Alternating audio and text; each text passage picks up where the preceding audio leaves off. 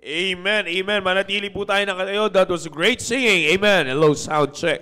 Alright, alam niyo mga kapatid, ay isa pa yan sa magandang ma-enjoy natin at ma-practice natin. Nais ko lang ipaalala sa bawat isa. Again, pagka tayo may awitan, let's sing it as loud as we can. Amen. Amen. Yan po yung magpapasaya ng spirit natin sa buong pananambahan. Pagka nag-video okay, tumatali pa nga yung wire sa kamay natin. Paano pa kaya pagka umaawit para sa Panginoon? Amen! Alright, we will proceed on our Sunday School lesson. And ngayon mga kapatid ay patuloy natin pag-aaralan ang patungkol po sa Panginoon, sa mga attributes ng Panginoon. And alam niyo mga kapatid ay wala nang sasaya pa sa buhay ng isang Kristiyano pag kilala mo ang Diyos mo. Amen! Amen! Alam niyo po yan, alam naman natin lahat, napaka-importante ng pagkakakilanlan. Okay? Napaka-importante ng pagkakakilanlan. Pag-aaralan po natin ngayon na attributes ng Diyos ay later on ay sa main preaching ay pag-uusapan natin kung paano ito nagtatranslate sa atin pong buhay o ano sa application ng ating buhay Kristiyano. Of course, the last time dito po sa ating simbahan, alam niyo po ang pinagpapala tayo ng Diyos, it's because in our church, mga kapatid, ay patuloy na ginagawa ng ating mahal na pastor na palagi tayong nag-aaral at palagi tayong nagkakaroon ng pag-aaral patungkol sa Panginoon. And as I said a while ago, that's the most important part sa buhay natin bilang isang Kristiyano, yung makilala natin ng Diyos. At marami na tayong mga pinag-aralan po dito regarding the attributes of God. But one thing that is a mystery pagdating sa pagkakilala sa Diyos is that ang Diyos ay hindi mo mauubos pagdating sa pagkakilala. You see, kahit na patuloy tayo nag-aaral at may ilan-ilan tayo sa mga binabalikang pag-aaral, meron pa rin tayong bagong matututunan at bagong, not only bagong matututunan, kundi hindi sa bagong doktrina, bagkos ay bagong matututunan na pagkakilala sa Diyos. Amen! Alright? Kaya let's open our Bibles please in Psalm 147 verse number 5. Psalm 147 verse number 5. Okay? Are you there? Amen. Psalm 147 verse number 5. Sabi po ng Biblia, binasa na po natin ito last time. Ginamit na po natin ang talatang ito. Are you there? Amen. Sabay-sabay po natin basahin ng malakas. Are you ready to read? Amen. Alright. Psalm 147 verse 5. Ready? Read. Great is our Lord and of great power. His understanding is infinite. Basahin niyo po, kayo lang po, magbabasa. Ready, read.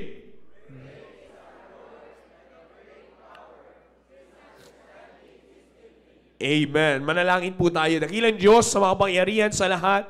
Maraming salamat po muli, O Diyos, sa oras po na ito, for a few minutes, O God, na nakalaan para sa aming Sunday School lesson. Patuloy niyo po nawa gamitin ito para patuloy pa po namin kayong makilala at magkaroon ng lubos sa pagkakilala sa inyo, O Diyos. Salamat at patuloy po ninyong binibayaan kami ng pagkakataon na patuloy pa kaming magkaroon ng maayos na relasyon sa inyo sa patuloy ng aming pagkilala sa inyo. Pangunahan niyo po ako, Panginoon.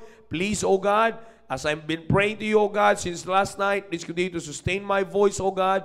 I have no power to do this, O God. This is all for your glory, honor, and praise, O God. We need you more, O God, this morning. In Jesus' name, amen. Alright, makakaupo na po tayong lahat. Amen, amen.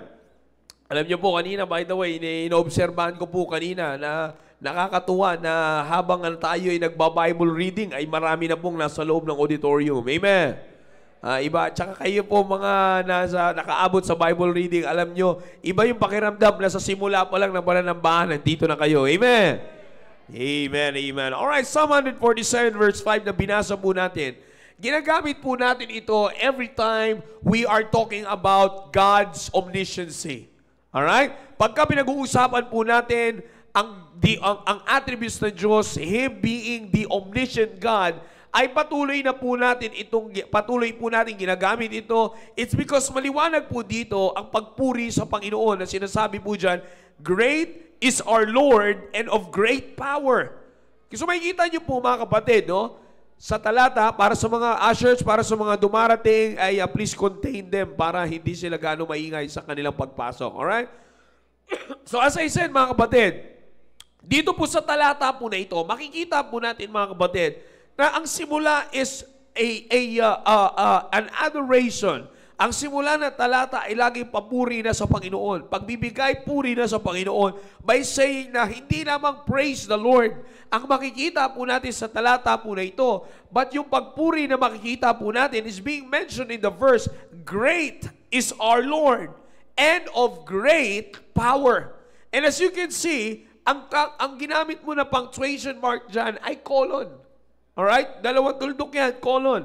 Na kung saan yan ay nag-signify na ang tinutukoy niyan or ang nilalaman noong sinasabi sa first part ng verse ay yung nagtutuloy, yung nagiging description nung unang binasa natin ng great is our Lord and of great power, yung kanyang katuloy is the description kung bakit sinabing great is our Lord and of great power. So, ang nagdi-describe, ang binigay na description ng talata po na ito, why David said that great is our Lord and He is of great power, it's because His understanding is infinite. You see, kaya nga po dito natin makikita yung omniscience ng Diyos. It's because when we talk about God being omniscient, madalas na po natin pinag-aralan yan dito kung natatandaan nyo po, ang ibig sabihin po ng omniscient is, sino po nakatanda? All-knowing. So when we talk about God, the omniscient God, we are simply talking about the all-knowing God. And the reason kung bakit po natin sinabi that God is the all-knowing God, it's because His understanding is infinite. Pag pinag-usapan natin yung infinite, hindi po bago sa atin ang salita po ng infinite. Kung unawain po natin yan, pag sinabing infinite, ibig sabihin walang katapusan. You see? So God having the infinite understanding, yan po ang nagdi-describe sa Kanya kung bakit sinabi siya na great God or great is our Lord and of great power. One of the great powers na meron ng Diyos, bilang Diyos po natin, ay walang iba kundi yung Kanya pong understanding. Yung Kanya pong pangunawa. You see that? Na kaya ko po binabanggit po yan sa inyo at hinihimay-himay sa bawat isa po sa atin because one of the blessings na pagkakaroon ng omniscient God is that yung kanyang pagkakaroon ng infinite understanding ay papasok mismo doon sa tinatawag nating omniscience ng Diyos. Him being all-knowing, it's because He is of great understanding. Kaya siya may great understanding because He is all-knowing.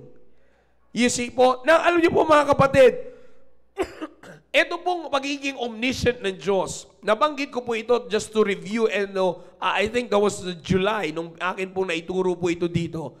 Na muli nating makita dito mga kapatid na yung omniscience ng Diyos, it also supports the attribute of God ng pagiging omnipresent.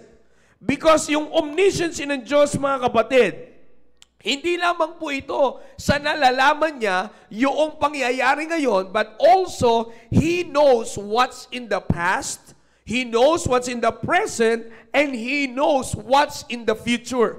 So in other words, mga kapatid, yung omniscience ng Diyos, because of His infinite understanding, hindi po ito limitado. God's knowledge and understanding is not limited because He knows what's in the past, present, and future. He knows what's happening, yung pangkasalukuyan nangyayari, at yung posibleng mangyari, alam po yan ng Diyos. You see that? Kaya nga mga kapatid, kaya ko po ito binanggit sa inyo mga kapatid, because it supports another attribute ng Diyos sa pagiging omnipresent. Siyempre, hindi mo naman pwede sabihin, or sabihin na natin na magkakasalungat pag sinabi natin na alam ng Diyos ang past, pero wala siya sa past. Nakuha niyo po mga kapatid? Kumbaga hindi magtutugma. Kaya nga yung omnipresence ng Diyos, Him being the omnipresent God, also ay yan po ay nagpapatunay ng kanyang omnisciency. At yung omnisciency niya ay nagpapatunay ng kanyang omnipresence. You see that? Ganyan katindi ang Panginoon, mga kapatid. Kaya hindi po salusalungat yung attributes ng Diyos natin. Yan po ay nagtutulungan, nagsusuporta sa kanyang, sa bawat isa niyang attributes. Now, kaya ko po binanggit sa inyo yan, mga kapatid. It's because of the reason na dito po sa omnisciency ng Diyos, dahil po sa ganyan ang ibig sabihin, or that's how we define God's omnisciency, dito po natin matatanggal yung tinatawag po nating mga katanungan. You see, even though this omniscient attribute of God will help us to know that we have no right to question God, yet mga kapatid, hindi rin naman po mali na malalaman natin at matutunan natin kung bakit tayo may tanong regarding God's dealing with our life. Again, let me say that once again. It's wrong to question God.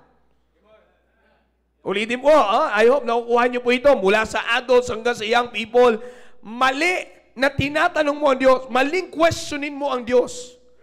When it comes to His dealings in our life, it's wrong to question God.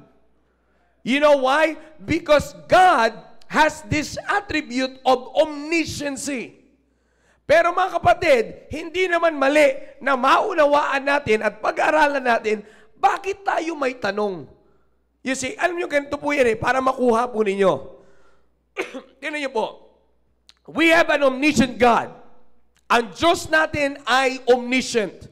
Since our God is omniscient, you see, kung kiniklaim natin na yung Diyos natin ay omniscient, therefore, we should be trusting Him sa dealings niya sa buhay natin. Amen. Alright? Medyo konti na lang yung nakakasagot. Ulitin ko po, kung kiniklaim natin na yung Diyos natin ay omniscient. What is omniscient? All. Kung kinatanggap natin at kiniklaim natin na meron tayong omniscient God. Alright? Therefore, pwede ba nating ipagkatiwala ang sarili natin or ang buhay natin sa Diyos? Yes or no? Yes. Amen. Amen. So maliwanag yun, mga kapatid. But yet, mga kapatid, may mga pagkakataon na sa buhay ng tao, nagtatanong pa rin sila, kini-question pa rin nila ang Diyos. Bakit kaya pinahintulutan ng Diyos ito? Na kung tutusin, kung iintindihin natin, mga kapatid, it will not fit our belief na merong omniscient God if we still question His dealings in our life. You see that? Kaya kailangan maunawaan natin yung omnisciency ng Diyos. Na yan nga, sabi ko nga po sa inyo, the big question will always be, despite knowing what the Bible says on what God can do with our lives, meron pa rin mga katanungan na about how God can direct our course of life. Alam niyo po mga kapatid, very common po ito sa marami pong mga tao ngayon. You see, very common ito sa mga tao. It's because of the reason na kapag hindi nangyayari yung gusto natin mangyari sa buhay, then we start to question God. We have to accept the reality, mga kapatid, na ganyan po ang nangyayari. Kapag hindi nangyayari yung pinaplano natin sa buhay natin, then we start to question God. Pero pag nangyari, yung gusto natin mangyari, wala kang tanong sa Diyos. Are you still following? Amen. Alam niyo po mga kapatid, kailangan maunawaan niyo po ito. Maunawaan po nating lahat po ito mga kapatid. Para mawala po, hindi tayo malinlang ng diablo sa bagay po na ito. Kasi po mga kapatid, kailangan po nating maunawaan ito. It's because of the reason that it will always affect our faithfulness. Alright?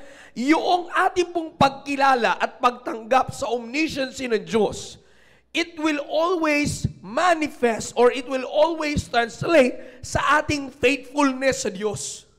Yung ating katapatan sa Diyos. Because if you do not really understand the all-knowing God, it will always affect your faithfulness to God. Bakit? Maaapektuhan yung pagtitiwala mo sa Diyos. I hope maging maliwanag po ito. Ngayon, bakit ba tayo, despite na alam natin, bakit kaya may ganun bang katanungan? Bakit ba tayo merong katanungan? Ito yan mga kapatid.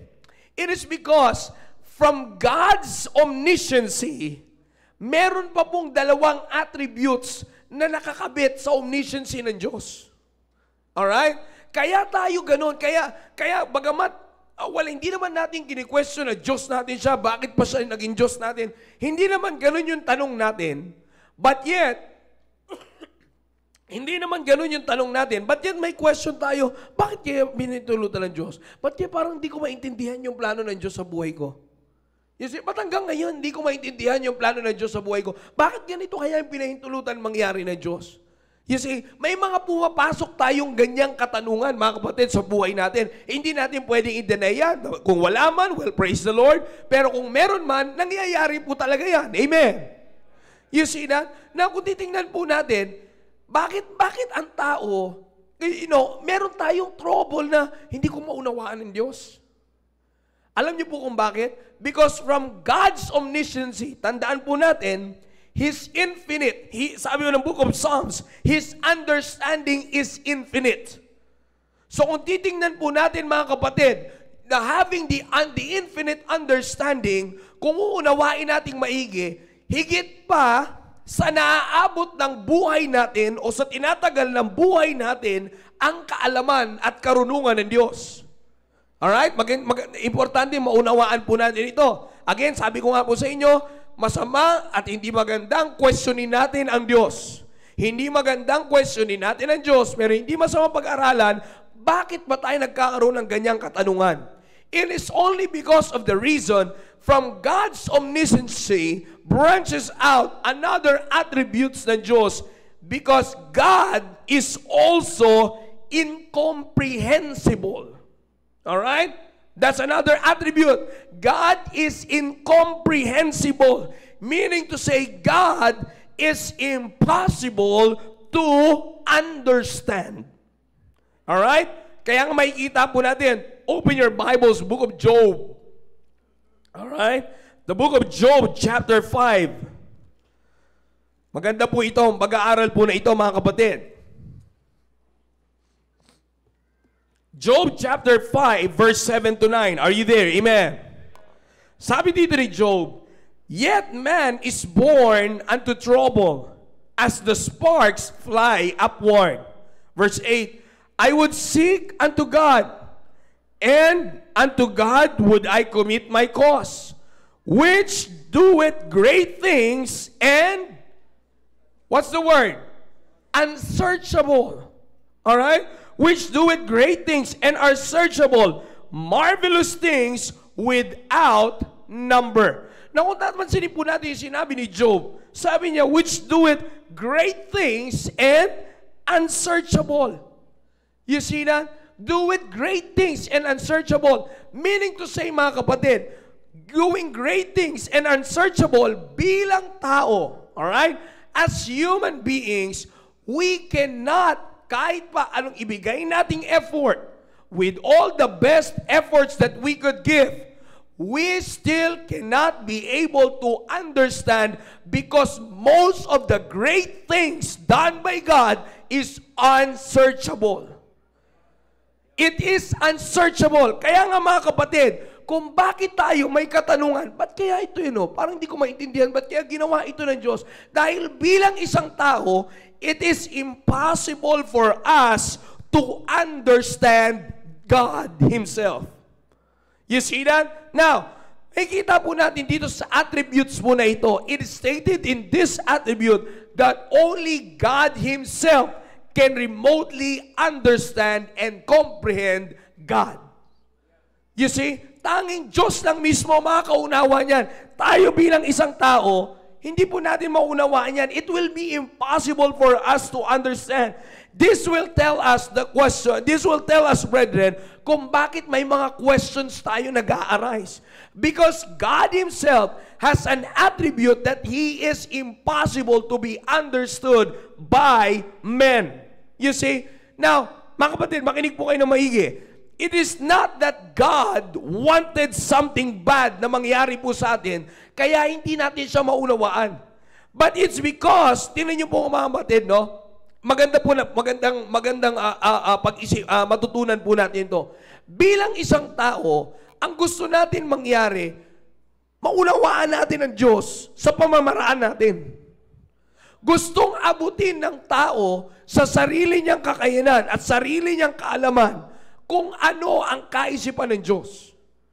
Now, tingnan niyo po mga kapatid, God being incomprehensible, impossible to understand, also supports His sovereignty.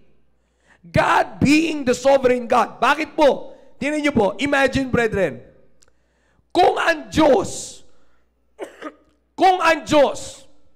is easy to be understood. In other words, ganito pong gamitin natin yung salita. Kung ang Diyos ay kaya nating pantayan sa pangunawa, do you think we will still search for God? I hope you're following. Ulitin ko mga kapatid. If God doesn't have this attribute, at ang tao kaya niyang pantayan ang pangunawa ng Diyos, do you think kakailanganin pa ng tao ang Diyos? Hindi na. You see, hindi na. Hindi na hahanapin ng tao ang Diyos. Bakit? Kaya niya nang levelan yung pangunawa ng Diyos. Kaya ko po sinasabi sa inyo na itong attributes po ng Diyos na ito ay kailangan maunawaan natin because talagang nakalagay po yan sa attributes ng Diyos that for us men, it will be impossible for us to understand God. You see? Kaya nga po, ano po ang nagiging implikasyon po natin? Hindi yan attributes ng Diyos para ilagay tayo sa kapahamakan. Bagkos yan ay attributes ng Diyos para lalo po natin siyang pagkatiwalaan. You see that? Because tinan nyo, paano ka pa magtitiwala kung alam mo naman na yung plano, alam mo naman pantay ka na sa kaalaman ng Diyos. Paano mo pagkakatiwalaan ng Diyos? Hindi ka na pupunta sa simbahan. Hindi na natin pupuntahan ng simbahan para kilalanin ng Diyos. Bakit? Kaya ko naman malaman yung gusto ng Diyos eh. You see? Which in fact, mga kapatid, makikita po natin na yan ang nangyayari ngayon. Pinipilit ng tao unawain. Let me give you a good illustration for that. Exact illustration for that. Ang siyensya, science. The science of people who doesn't acknowledge God. Ano pong ginagawa nila? Naglalagay sila at nag-aaral sila, nagkakaroon din sila ng sarili nilang pag-aaral na magpapatunay na kaya nilang unawain yung mga nilikha ng Diyos para patunayan na walang Diyos. Di po ba? Evolutionist. Yung mga hindi naniniwala sa Diyos. What are they trying to do? They're promoting studies. You see, they're promoting studies na nagpapakita sila na nauunawaan nila ang existence ng creation ng Diyos, tapos tatanggalin nila ang Diyos. You see that? Bakit? Ano pong pinapakita niyan? Kasi mga kapatid, yan po yung mag-go against the attribute of God. Kaya yan trabaho ng dyablo because it will go against the attribute of God. Dahil alam niyo po, ano na lang masasabi natin? Like ito, kagabi lang, pinag-uusapan namin. Sa katawan na lang natin bilang isang tao. You see, ang galing na Diyos. Like for example, when it comes to muscle. Pagka nag-workout ka, nag-exercise ka, yung muscle, napupunit yan. But yet, sa pag-aaral mga kapatid, nadidetect ng muscle natin na yung ginawa mong workout, hindi ko kinaya yun Na-worn out ako doon Kaya on your rest, anong ginagawa ng muscle? Nagre-repair by its own, nakakayanin na siya, adapting doon sa ginawa mong workout. Kaya nag-grow yung muscle. Ang kaya ko lang po sinabi yan sa inyo, it's because of the reason na ganyan po katindi sa ganong klaseng picture. Sabi ko nga kagabi, ganyan kagaling ang creation ng Diyos. Ay, may mga doctors po tayo dito, kayo po magpapatunay po niyan. Marami sa katawan natin, ang makikita mo talaga na dakila ang Diyos pagdating sa kanyang nilikha. You see, na ang tao darating na lang sa punto na iiling na lang, iba talaga ang Diyos. You see, darating na lang ang tao sa punto na iba talaga mag-isip ang Diyos. You see that? Sa mga taong naniniwala sa Diyos. Pero tandaan nyo, may other side po ng mga tao na kung saan pinapatunayan, hindi, kaya natin pag-aralan yan. Walang tagapaglikha. You see that? Kaya ko po sinasabi sa inyo yan, it's because hindi nila kilala, pinipilit nilang unawain ang isang bagay na hindi nila kayang abutin. Naunawaan niyo po ba yon? Ang tao pinipilit na unawain ang isang bagay na hindi natin kayang abutin. Tandaan po natin mga kapatid, hindi po negative ang attribute ng Diyos being incomprehensible. Why? It's normal because He is the sovereign, almighty, all-powerful God.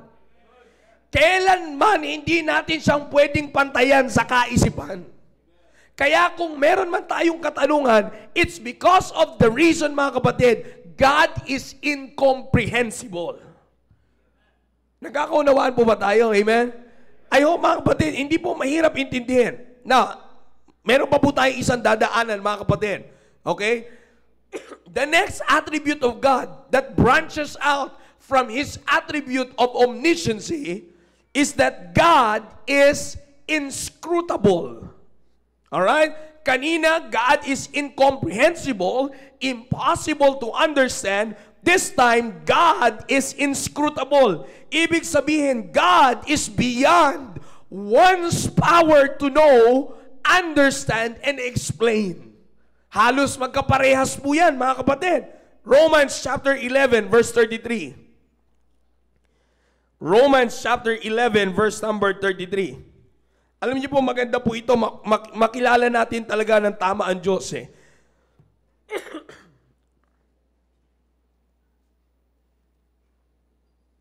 I hope you're still following. Amen.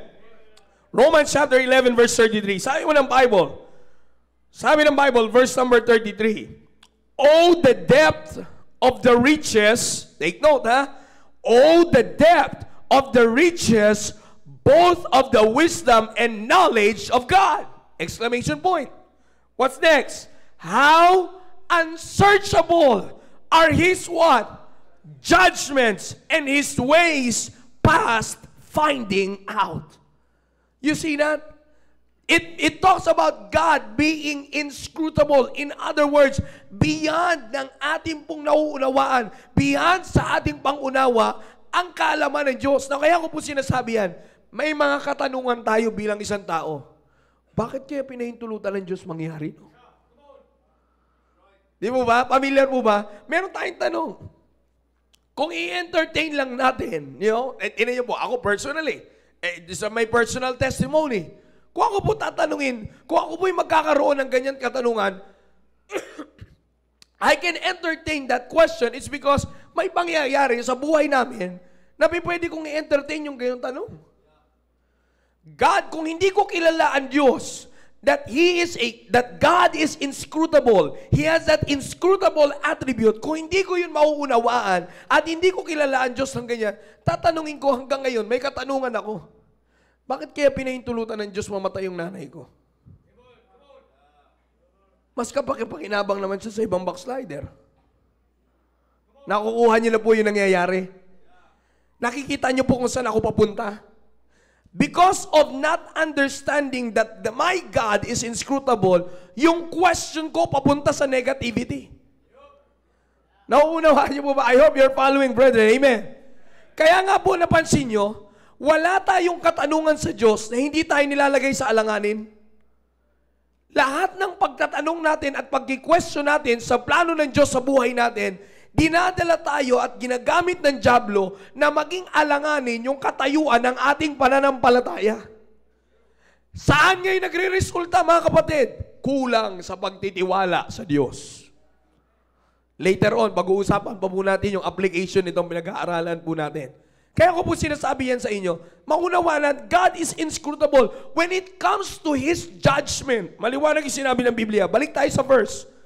Oh, the depth, how unsearchable, sa last part ng Romans chapter 11, verse 33. How unsearchable are His judgments. Kaya nga sabi ko, bakit kaya magtatanong tayo, no? Bakit kaya yung manggagawa na yan, tapat na tapat sa Panginoon, pero kinuha ng Diyos? So magtataka ka eh. Magkakaroon tayo ng ganong katanungan. Minsan may mga ganon tayong katanungan na, bakit kaya kung sino pa yung mga masasamang damo, sila pa yung matagal mamatay? Di ba? Sabi nga nila, masamang damo, matagal mamatay daw yan eh. You see? Now, bakit may mga ganon tayong katanungan? Bakit tayo nagkakaroon ng ganyang katanungan? It's simply because our God is inscrutable. His judgments is way beyond our power to know why. In other words, mga kapatid, alright? So that we can reach our time. Mga kapatid, in other words, itong attributes na ito ng Diyos, para maunawaan natin, ang magsasabi sa atin, kaya ka may ganyang katanungan, kasi ganito ang Diyos. God is incomprehensible. Bilang tao, hindi natin pwedeng unawain at i-level natin ang sarili natin sa kaisipan ng Diyos. Kaya nga, He is incomprehensible. He is impossible for us to understand. Huwag nating ipilit, alam mo, gustong-gusto ko talaga Kaya in your own way, ang tao ngayon, mga kapatid, in an improper, unbiblical, personal ways, pinipilit nilang unawain ng Diyos. Kaya nga, pag hindi na unawaan ng tao ang Diyos, what's the next thing that's happening to mankind? Nagre-rebelde sa Diyos. Tingnan niyo po, mga kapatid, lahat ng hindi nakakaunawa sa gustong mangyari ng Diyos sa buhay nila, anong nangyayari? Lumalayo sa presensya ng Diyos. Sabi ko nga po sa inyo kanina, di ba mga kapatid, tayo, nagkakaroon lang naman tayo ng katanungan kapag hindi nangyari yung gusto natin mangyari. You see? Kasi papanalangin natin sa Diyos, Panginoon, pagkaloob nyo naman po sa akin yung ganito, kailangan ko. Ilalapit natin sa Diyos, hindi nangyari. Magtatanong ka ngayon sa Diyos, ba't kaya hindi pinahintulutan ng Diyos yun? Imbis na magkaroon tayo ng thought na, magkaroon tayo ng kaisipan na may mas magandang plano ang Diyos. Hindi automatic sa Kristiyano ngayon yung may mas magandang plano ang Diyos. Ano yung automatic sa tao? Ba't kaya hindi pinintulutan ng Diyos? Lagi naman ako nagsisimba. Di po ba? Lagi naman ako nagsisimba. Nakikinig naman ako sa preaching. You see? Nagbibigay naman ako sa offering. Ba't kaya hindi pinintulutan ng Diyos mangyari? Tapos, ito pa si pinahintulutan sa ganun. Pambira, mas malaki ako magbigay dyan eh. Nakakita niya? Hindi na natin ngayon maunawaan. Dahil sa pinipilit nating abutin ang Diyos sa pangunawa ng level natin, mga kapatid, God is an incomprehensible and inscrutable God. Alamin natin kung saan lang tayo.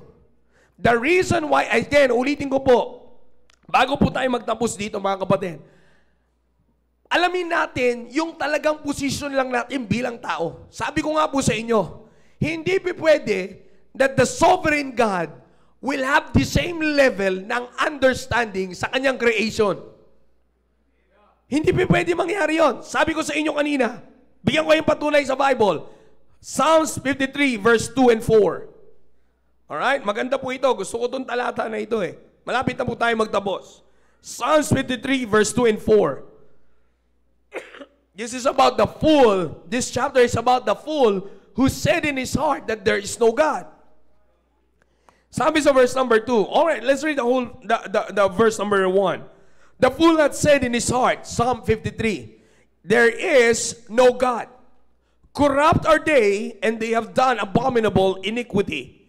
There is none that doeth good. Verse 2. Dahil there is none that doeth good. Verse 2. God looked down from heaven upon the children of men to see if there were any that did understand, that did seek God. Hinanap ng Diyos. Verse 4 or verse 3. Every one of them is what? Gone back. They are altogether become filthy. There is none that doeth good, no, not one. Verse number 4. Have the workers of iniquity no knowledge, who eat up my people as they eat of bread? They have not called upon God. So, maliwanag po ito, binabanggit at binabasa nating talata. Sa Old Testament, no one seeketh after God. No one called for God. Walang tumatawag sa Diyos. Walang nag-ahanap sa Diyos. Alright? Open your Bibles again. Romans chapter 3 verse 11.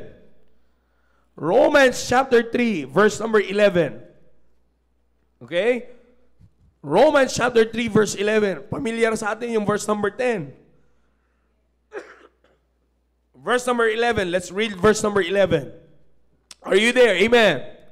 Sabi ng Bible, there is none that understandeth, there is none that what?